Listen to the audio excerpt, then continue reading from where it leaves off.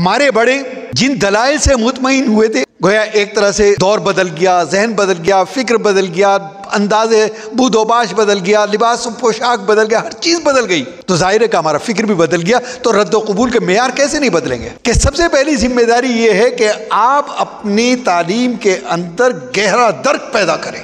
کیونکہ ہمارا دعویٰ ہے کہ اسلام دین فطرت ہے، اور دین فطرت ہونے کے معنی یہ ہے کہ قیامت تک آنے والے ادوار اور اس کے مسائل اور اس کے مناہج کا حل اگر موجود ہے تو صرف اسلام کے اندر ہے، باقی